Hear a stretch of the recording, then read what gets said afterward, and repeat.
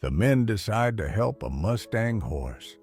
When they see what's under him, they screamed. "Something's wrong!" Jack reined in his voice as deep as thunder. "Wild horses, or poachers," Tom growled. "Wolves don't whinny like that," while Hank squinted, pointing ahead. "There a Mustang, it's stuck." This desperate cry from the Wyoming plains is just the beginning of an unforgettable ordeal. What shocking discovery awaits them under that suffering beast? Like this preview, subscribe to our channel and listen to the full heart-stopping story. To find out, the Wyoming wind, a relentless scouring force even in late spring, whipped grit into Jedediah Jed Stone's eyes, making him squint.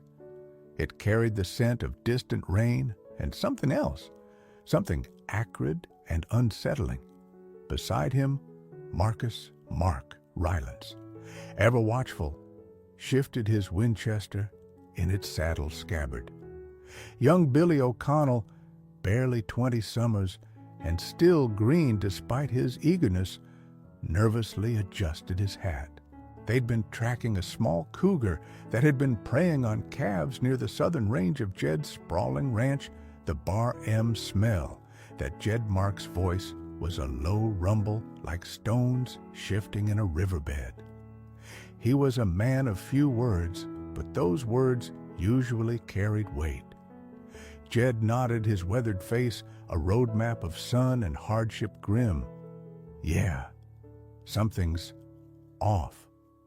His gaze swept the rolling sage-dotted hills, the distant snow-capped teeth of the Bighorn Mountains, a stark backdrop. It was Billy who spotted it first, his youthful eyes sharper. Up ahead, by that creek bed, looks like a horse down. He pointed towards a gully choked with cottonwoods and thorny brush about a quarter-mile distant. They urged their mounts forward, the unease coiling tighter in Jed's gut.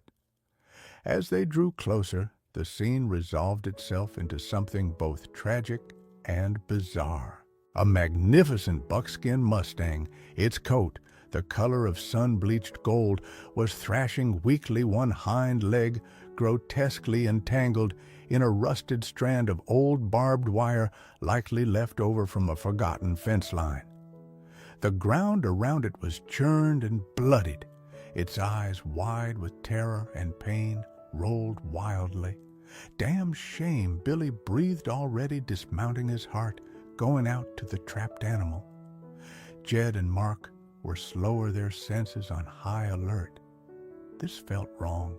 Too exposed, too deliberate almost. Jed swung down his own horse, snorting nervously, catching the scent of blood and fear.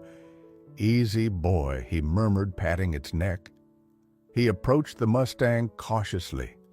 "Mark cover." Billy stay put for a second. The Mustang flinched as Jed drew near, its breath coming in ragged, whistling gasps. The barbed wire had bitten deep, coiling around its fetlock and cannon bone, the surrounding flesh raw and swollen. Blood, dark and viscous, stained the parched earth. Jed knelt, his mind already working on how to free the animal without further injury to it or himself. He reached for the wire cutters on his belt. It was then, as his gaze dropped from the mangled leg to the ground beneath the Mustang's belly, that his blood ran cold. He saw a flash of faded blue fabric, almost entirely obscured by the horse's heaving flank and the tangled undergrowth. He froze his hand, hovering over the cutters. "Mark?" Jed's voice was a choked whisper. "Under the horse." Mark, ever alert, moved closer, his rifle still held ready, but his attention shifting. Billy, unable to contain his curiosity and concern, edged forward too.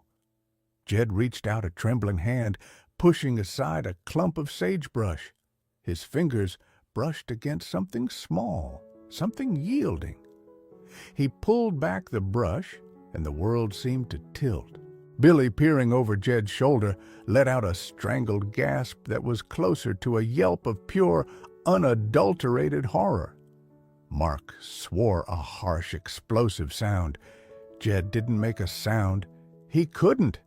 His breath hitched, his heart hammered against his ribs like a trapped bird. Nestled in a shallow depression almost directly beneath the tormented Mustang's precarious weight lay a child, a little girl, no more than 4 years old, her face deathly pale, streaked with dirt and tears, a dark bruise blooming on her temple. Her eyes were closed, her small chest terrifyingly still. For a horrifying stretched moment, Jed thought she was dead. The world narrowed to that tiny still form, the immense suffering animal above her, and the screaming silence of the Wyoming wilderness. Then a single choked sob escaped Billy's lips, the sound that finally broke the spell, the sound that echoed Jed's own internal scream. Jedediah Stone was a man carved from the Wyoming landscape itself, resilient, weathered, and possessing a quiet strength that had seen him through 57 hard years. The Bar M Ranch, his life's work, spread across thousands of acres of challenging, beautiful terrain. It was a legacy he'd built from the ground up, a testament to grit and perseverance. He wasn't a man prone to panic, but the sight of that child so vulnerable beneath the desperate Mustang had shaken him to his core. Marcus Rylance, 10 years Jed's junior, had been his right-hand man for nearly 2 decades. A former Army Ranger, Mark was taciturn and observant, his calm demeanor a steadying presence in any crisis. His loyalty to Jed was absolute, forged in shared hardships and mutual respect. He was the muscle and the keen eye of their small operation. Billy O'Connell was the newest addition, a young man from a troubled background back east, sent out west by a desperate relative, hoping the rugged country and honest work might straighten him out. He was impulsive and sometimes clumsy, but he had a good heart and a willingness to learn, qualities Jed valued.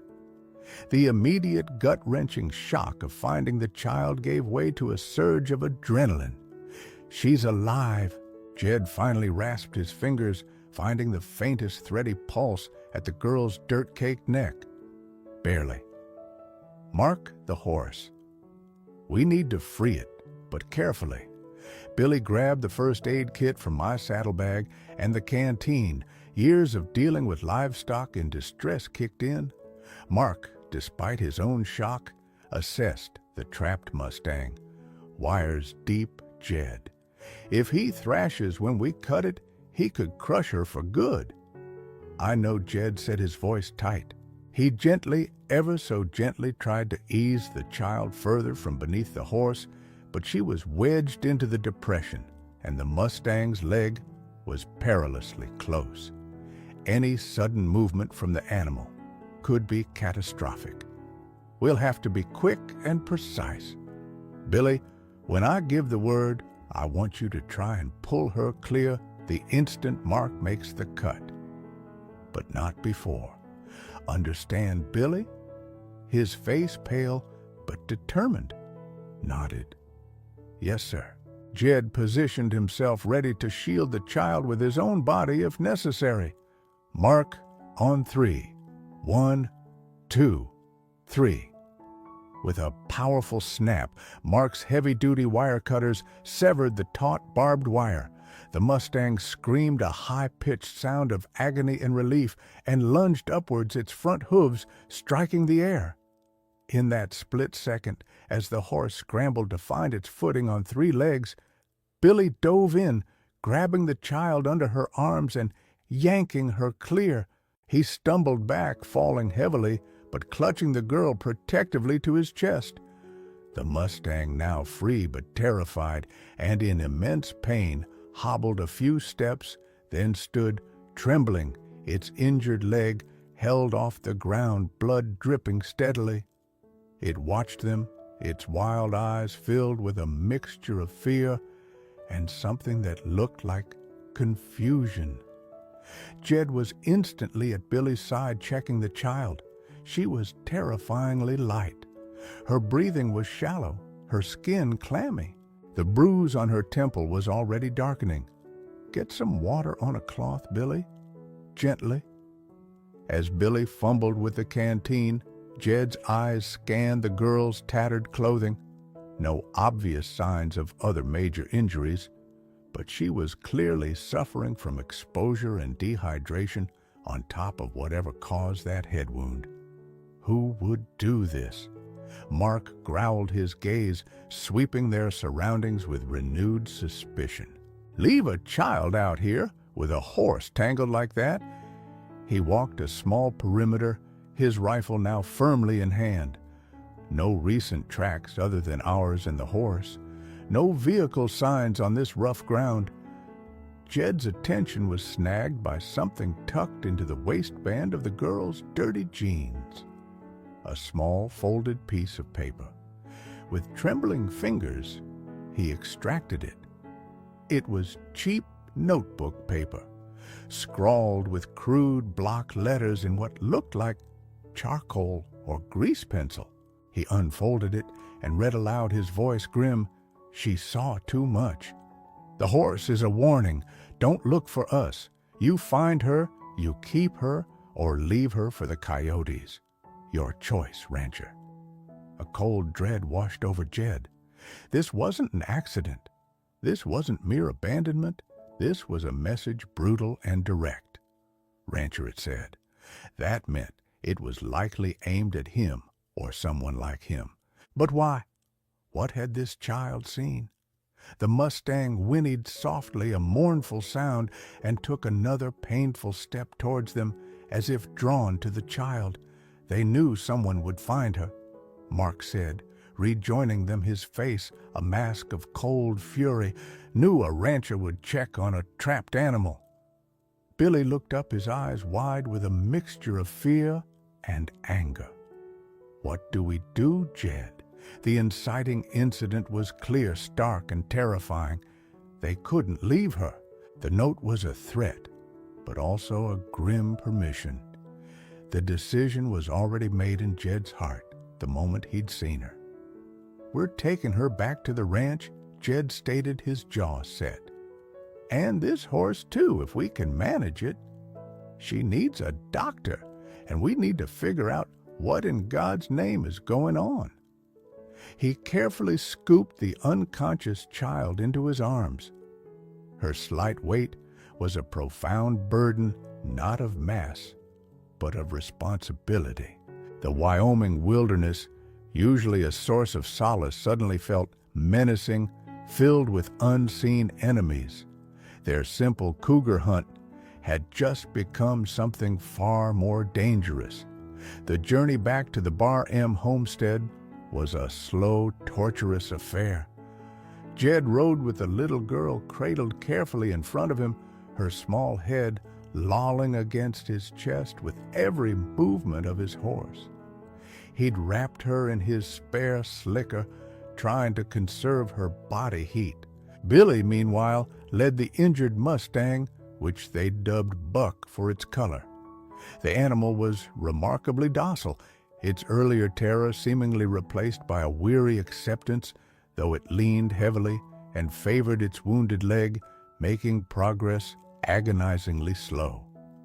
Mark scouted ahead and around his rifle, never far from his hand, his eyes constantly scanning the terrain for any sign of who might have left the child and the chilling note.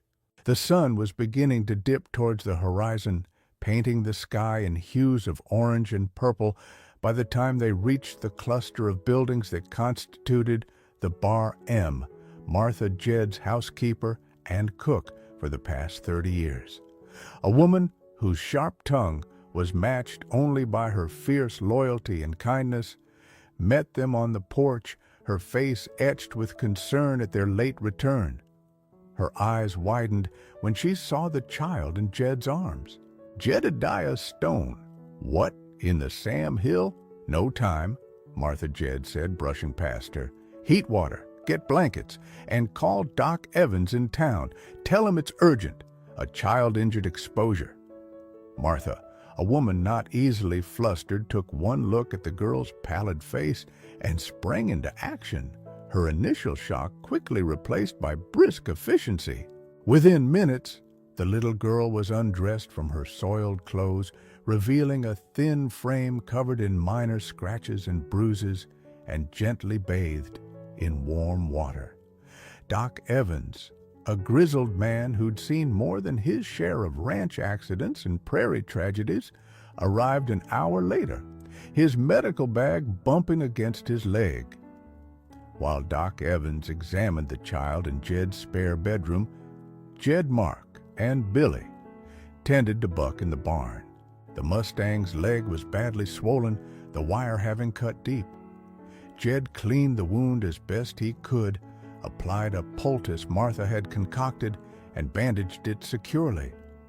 The horse stood patiently nuzzling Jed's shoulder, occasionally a surprising trust in its eyes. Doc Evans emerged from the house, his expression grave. She's got a concussion moderate, dehydration, malnutrition exposure. Lucky you found her when you did. Another few hours out there. Well, he shook his head. I've given her something to help her rest, rehydrated her as much as I dare for now.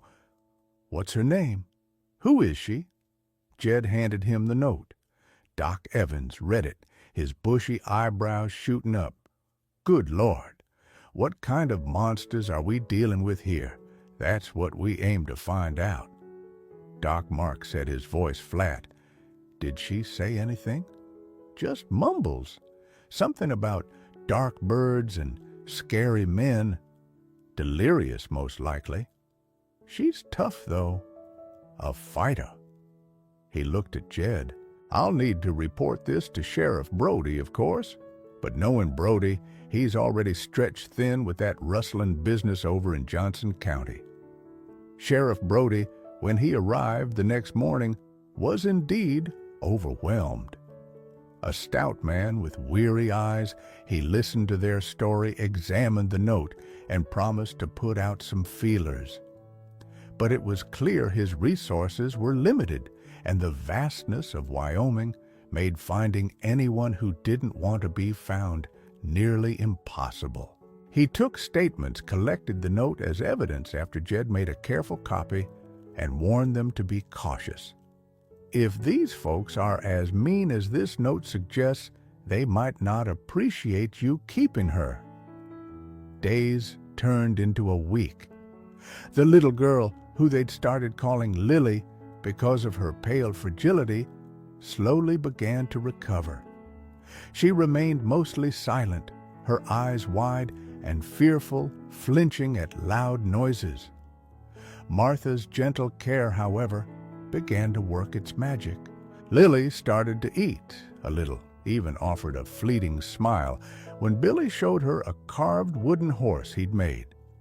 Buck the Mustang was also on the mend, his leg healing slowly but steadily. He'd become a fixture in the corral nearest the house, often watching Lily when Martha brought her out onto the porch for fresh air.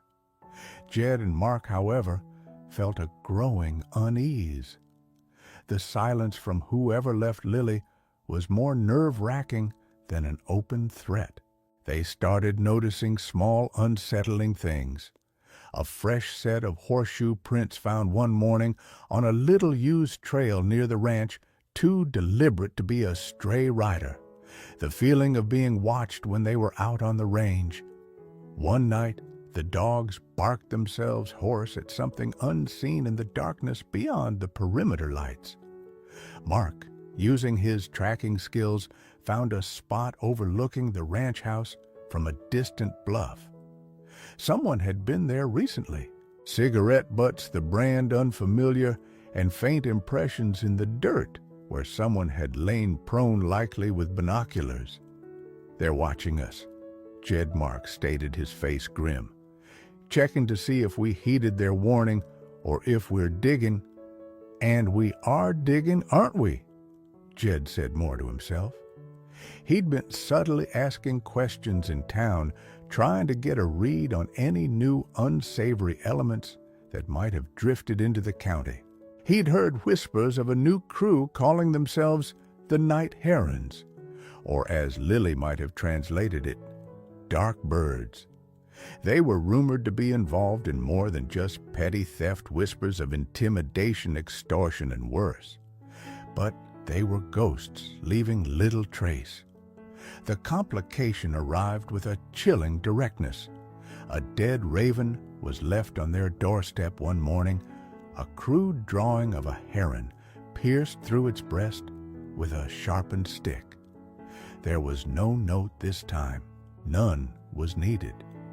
Lily, who had just started to venture out into the yard with Billy, saw it. She didn't scream. She simply froze her face, losing all its newfound color, her small body trembling violently.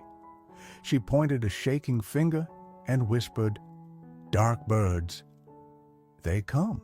That night, as a storm brewed in the mountains, bringing with it an oppressive darkness, two figures on horseback were spotted by Mark, who'd taken to watching the ranch from a high point with night vision goggles he still owned from his Army days. They weren't trying to be particularly stealthy, riding just outside the range of the yard lights, then melting back into the darkness. It was a clear escalation, a show of presence. "They're testing us," Jed said, his hand resting on the stock of his shotgun, "trying to scare us into giving her up or just running." "They don't know who they're dealing with," Mark said quietly, checking the action on his rifle. Billy, though, visibly scared, stood straighter. "Lily's part of this ranch now. We protect our own." Jed nodded. The initial shock had given way to a grim resolve. The stakes were rising. The enemy was no longer a faceless entity, but a tangible threat circling closer. They weren't just protecting a foundling anymore. They were defending their home, their way of life, against a creeping darkness. And Lily, the terrified child who'd seen too much, was the unwilling catalyst. The Night Heron's intimidation tactics escalated over the next few days. Fences were cut not for cattle to escape, but in symbolic slashing patterns.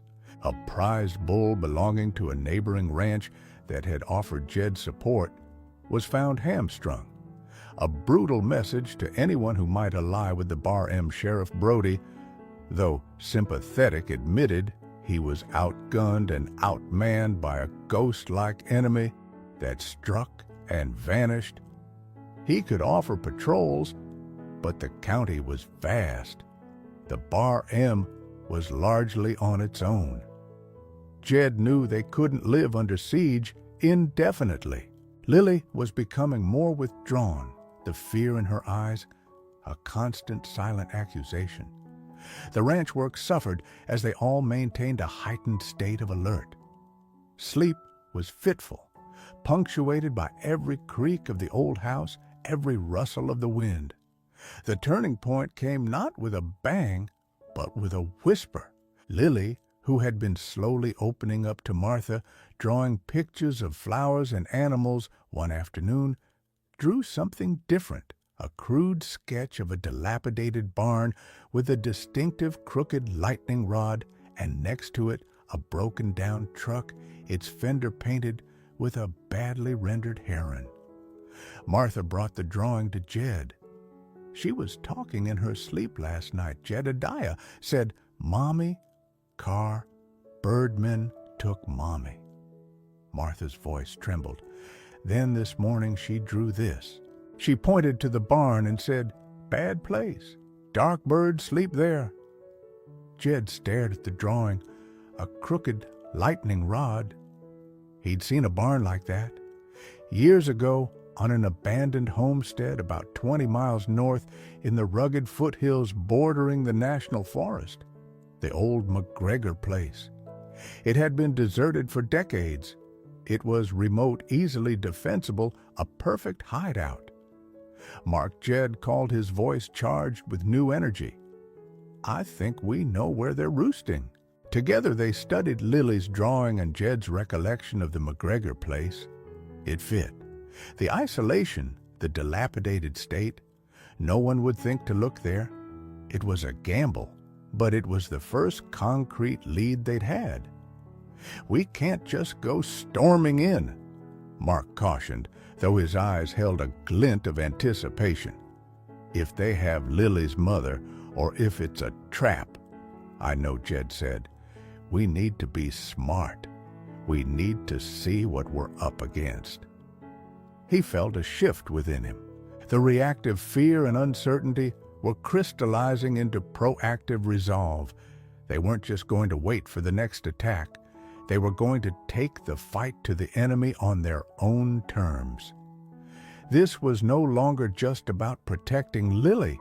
It was about dismantling the threat the night herons posed. That evening, under the cloak of a moonless night, Jed and Mark rode out, leaving Billy and Martha to watch over Lily and the ranch. They took a circuitous route, avoiding main trails, their horses' hooves muffled on the soft earth. Buck the Mustang watched them go from his corral, his intelligent eyes following their departure. His leg was much stronger now, and he moved with a surprising grace, though he still favored it slightly. They tethered their horses a mile from the McGregor place and approached on foot, Mark moving with the practiced silence of a predator. The old homestead was eerily quiet. The main house had collapsed in on itself, but the barn, as Lily had drawn, still stood, its lightning rod bent at a crazy angle against the starlit sky. A faint light glowed from a grimy window. Mark, using his night vision goggles, scanned the area. 2 guards patrolling lazily. Looks like 4, maybe 5 horses in that rickety lean-to. And that truck Lily drew, it's there parked behind the barn. They spent 2 hours observing, noting patrol patterns, entry points, potential weaknesses. They heard rough laughter from inside, the clink of bottles. These men were confident, careless in their isolation. As they were preparing to withdraw, a lone figure emerged from the barn heading towards the outhouse. In the faint starlight, Jed recognized him. It was Caleb Slint Drover, a former ranch hand Jed had fired years ago for theft and cruelty to animals. He'd always been a nasty piece of work. So the night herons weren't just faceless outsiders. They had local roots, local grievances. This made them even more dangerous, more personal. Suddenly, a woman's cry, quickly muffled, echoed from the barn. Jed and Mark froze. It was faint, desperate. Lily's mother. The point of no return had been crossed. They couldn't just go to Sheriff Brody with this. By the time he organized a posse, it could be too late for the woman, and the herons might scatter. Jed looked at Mark, his decision made. "We can't wait. If her mother's in there—" Mark nodded, his expression grim. "It's risky, Jed. Just the 2 of us."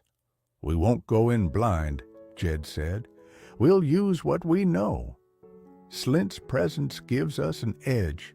He's predictable, and they're overconfident." He felt a cold determination settle over him. They had found the nest. Now they had to figure out how to deal with the vipers within it and rescue whomever was trapped there. The fear was still present, a cold knot in his stomach, but it was overshadowed by a burning anger and a desperate hope. They had to succeed. For Lily, for her mother, for the peace of their valley.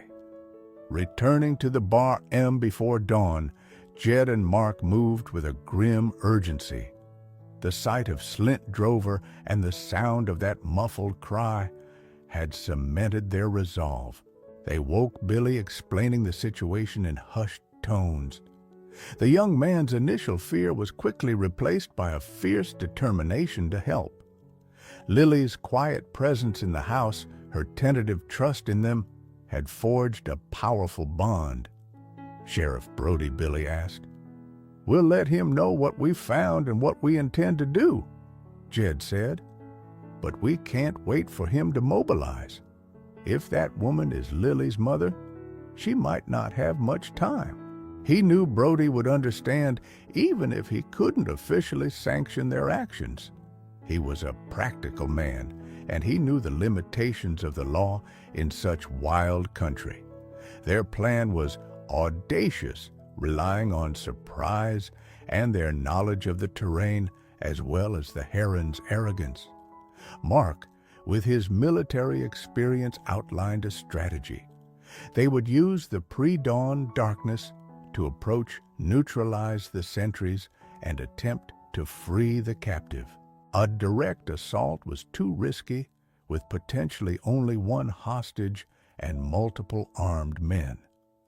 Jed called Sheriff Brody on their crackly telephone line, briefly outlining what they'd discovered at the McGregor place, emphasizing the presence of a possible female captive and the immediate danger. "We're going in, Brody. We can't wait." There was a pause on the other end, then Brody's weary voice. "Jed, I can't tell you to do that, but I understand why you are.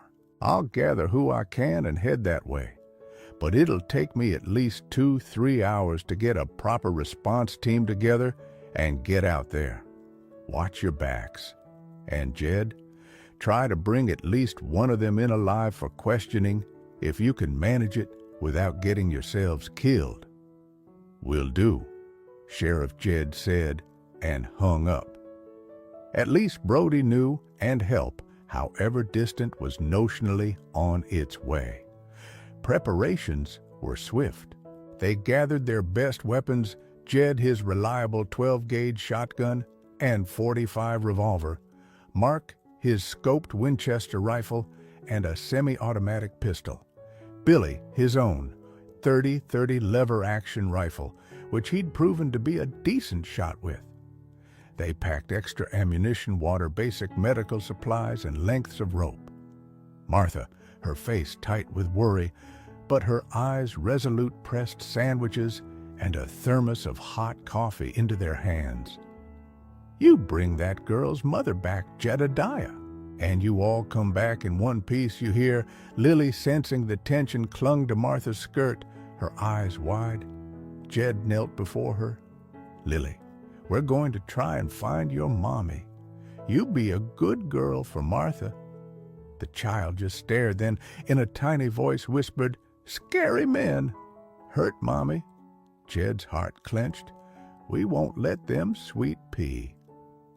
As they saddled their horses, Buck the Mustang whinnied from his corral, watching them with an uncanny intelligence. He'd been restless all morning, pacing his enclosure. "Wish we could take you, boy," Billy murmured, patting the Mustang's strong neck. "You'd show 'em a thing or two, but an injured horse, no matter how spirited, would be a liability."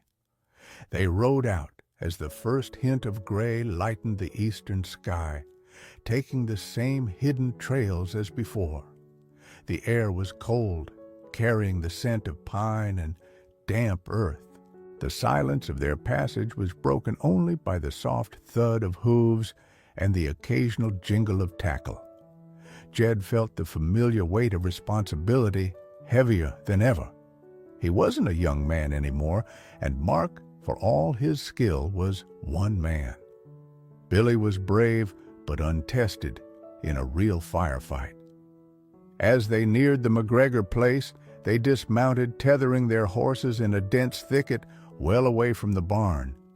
The final approach would be on foot. Mark took point, his movements fluid and economical, a shadow among shadows. Jed and Billy followed their own senses, heightened, every snap of a twig sounding like a gunshot in the pre-dawn stillness. The barn loomed ahead, a dark silhouette against the lightening sky. The faint light, still burned in the window. Mark held up a hand, signaling them to halt. He scanned with his night vision goggles, then switched to regular binoculars as the ambient light increased. 2 sentries, same as last night, he whispered. One near the lean-to with the horses, another near the main barn door. Slint Drover is one of them by the door. The other one, don't recognize him. Their plan hinged on taking out these sentries silently and simultaneously. Mark would take Drover. Jed, being surprisingly quick and quiet for his age when needed, would take the other. Billy would provide cover and be ready to move in. Remember the signals, Mark breathed. Wait for the owl hoot, then move. The tension was palpable. Jed could hear his own heart drumming. He thought of Lily, of the fear in her eyes, of the unknown woman trapped inside. This had to work. He exchanged a look with Mark, a look of grim understanding and shared purpose. Billy behind them took a shaky breath, but held his rifle steady. The minutes stretched, feeling like hours. Jed focused on his breathing, on the feel of the shotgun in his hands. He watched Mark, a coiled spring, ready to unleash. The sky grew lighter imperceptibly at first, then with more assurance. The chirping of early birds began a stark contrast to the deadly game about to unfold. Then Mark's perfect imitation of a horned owl's hoot echoed softly through the trees. Once, twice. It was time. Jed moved a lifetime of stalking game in these hills, serving him well. He circled wide, using an old stone wall for cover, approaching his target from the flank. The sentry, a lanky man with a slouch, was yawning, looking bored. He saw Mark move like smoke toward Slint Drover, who was idly kicking at a loose stone. The world seemed to slow. Jed closed the distance to his man. 10 yards, 5. The man turned, a flicker of surprise in his eyes, his hand instinctively going to the pistol on his hip. There was no time for finesse.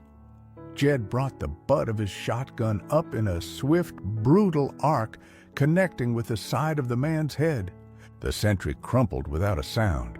Almost simultaneously, he heard a muffled thump from Mark's direction. He risked a glance.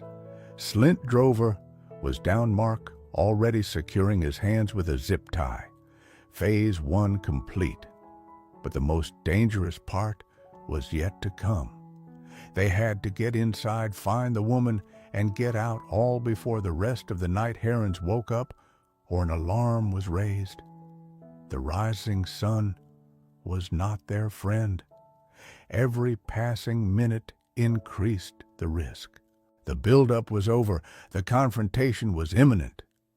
With the sentries neutralized, Mark silently gestured towards a small unlatched side door on the barn, one they'd noted during their reconnaissance. Jed nodded. Billy, his face pale but set, took up a covering position with his rifle, watching the main barn doors and windows. Mark eased the side door open a crack. The interior was dim, smelling of stale hay, cheap whiskey, and unwashed bodies. Muffled snores came from a partitioned-off area that likely served as a crude bunkhouse. Towards the back, in a horse stall converted into a cell, a figure was huddled, a woman, her head bowed. 3, maybe 4 sleeping Mark whispered, holding up fingers. The woman's in the far stall. Jed's protective instincts surged. Let's get her. They slipped inside, boots silent on the dirt floor. As they moved deeper, a floorboard creaked under Jed's weight.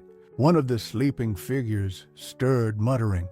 Jed and Mark froze, exchanging a tense glance. After a moment, the snoring resumed. They reached the stall. The woman looked up, her eyes wide with terror in the dim light.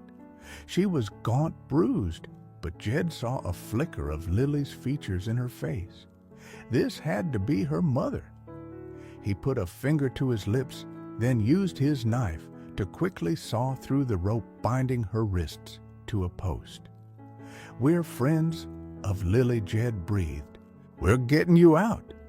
Tears streamed down the woman's face as she nodded, too overwhelmed to speak. Just as she rose shakily to her feet, a rough voice called out from the bunk area, "Slint, that you making coffee, yet you lazy hound?" A man, shirtless and bleary-eyed, stumbled out from behind the partition, scratching his belly. He blinked, then his eyes focused on the freed woman. His jaw dropped. "What in the— Hey, intruders!" he bellowed. The barn exploded into chaos. The other sleeping men scrambled awake, grabbing for weapons. Mark shoved the woman behind him, firing his pistol toward the awakening herons, forcing them to take cover. "Get her out!" "Jed, go." Jed grabbed the woman's arm, pulling her toward the side door. Gunshots erupted the roar, deafening in the enclosed space. Splinters flew from the wooden walls. Outside, Billy started firing his .30-30, shattering a window near the herons, making them duck. One of the herons, a burly man with a shotgun, charged them. Jed pushed the woman down, leveling his own shotgun and firing. The blast caught the man square in the chest, sending him staggering back. "Move!" Jed yelled, pulling the woman up. They burst out the side door just as another heron appeared at the main entrance, firing wildly. Billy's rifle cracked, and the man yelped, clutching his shoulder. Suddenly, a new terrifying sound joined the fray, the thunder of hooves. From the direction of their tethered horses, a wild buckskin shape erupted. Buck, the Mustang. He must have broken free. Instead of fleeing, the horse charged directly towards the barn, screaming a challenge, its eyes wild. It galloped past the main doors, kicking out powerfully, scattering a couple of herons who were trying to get a clear shot. The distraction was momentary but crucial. "Our horses," Mark yelled, joining them outside, laying down covering fire. To the horses, they sprinted, half dragging Lily's mother towards the thicket. Bullets whizzed past. As they reached their mounts, Sheriff Brody's siren wailed in the distance, still miles away, but audible. The remaining herons, perhaps 3 of them, realizing they were caught between the rancher's unexpected assault and approaching law, made a desperate break for their own horses in the lean-to. Buck, seeing his chance, wheeled and charged again, scattering their mounts and further panicking the men. Jed, Mark, and Billy mounted, pulling Lily's mother up behind Jed. They didn't flee. They turned weapons ready as the dismounted herons, now desperate and disorganized, tried to return fire. Sheriff Brody's deputies, arriving much faster than anticipated in 2 rugged pickup trucks, skidded to a halt, deputies piling out rifles at the ready. Caught in a crossfire, their escape route cut off, the remaining night herons threw down their weapons, hands raised. The short, brutal battle was over. Buck the Mustang stood panting nearby, his hide flecked with foam, a wild king surveying his disrupted domain. The aftermath was a blur of activity. Sheriff Brody and his deputies secured the subdued night herons, including Slint Drover, who Mark had efficiently hog-tied by the barn door. The other sentry Jed had taken down was also being tended to. Inside the barn, the man Jed had shot was dead. Another heron nursed a wound from Mark's pistol. Lily's mother, whose name was Sarah, clung to Jed, sobbing with relief and exhaustion. She explained how the night herons, a vicious gang led by the man Jed had killed, had been extorting her small, isolated homestead. She'd witnessed them discussing a more serious crime, a planned kidnapping or robbery, details unclear, and they'd taken her captive, leaving Lily with that cruel note, hoping to silence Sarah and used the child as leverage if needed. When they returned to the Bar M, Martha was waiting on the porch. Lily, hearing the approaching horses and vehicles, ran out.